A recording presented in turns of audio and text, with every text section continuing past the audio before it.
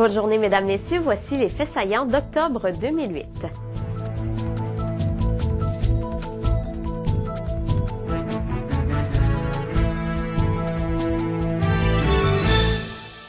Le Centre spécialisé de technologie physique du Québec de la Pocatière a reçu une aide financière de près de 11 millions de dollars de Québec. L'argent permettra notamment la construction d'un nouveau bâtiment qui est situé dans le parc industriel et l'achat d'équipements spécialisés et aussi la création de 4 emplois et la consolidation des 42 actuels.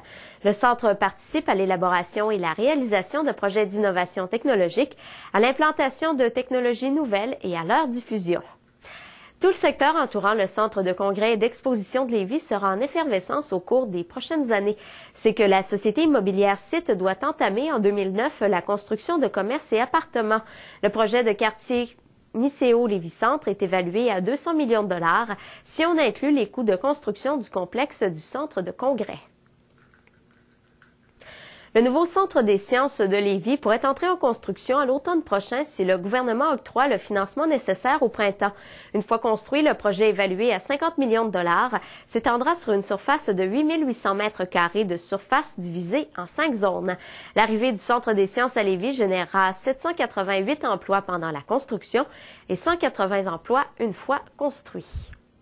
La ville de Saint-Apollinaire s'est portée acquéreur de l'édifice de la Caisse populaire. D'ici octobre 2009, la municipalité y installera ses locaux et y déménagera ses services qui seront regroupés sur un seul étage. La municipalité a acheté l'édifice pour conserver sur son territoire le bureau d'immatriculation de la Société d'assurance automobile du Québec. L'entreprise IPL de Saint-Damien-de-Bellechasse a ratifié un important contrat de 7,2 millions de dollars avec la municipalité de Kelowna en Colombie-Britannique.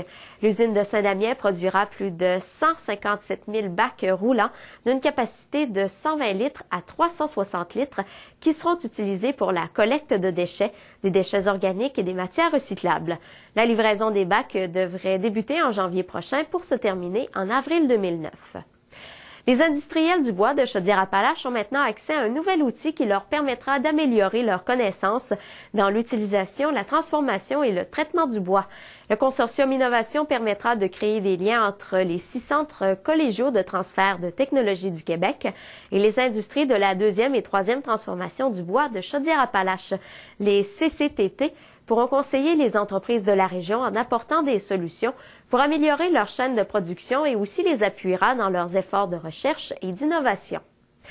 Les travaux pour la construction du nouvel édifice de la Caisse populaire de Montmagny ont débuté. L'édifice de plus de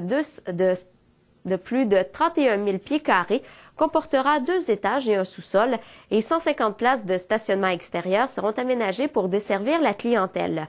Située au 116 boulevard Taché-Ouest, la nouvelle bâtisse devrait être livrée le 30 juin 2009.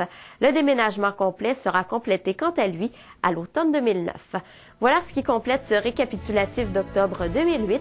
Revenez-nous demain pour les faits saillants de novembre 2008.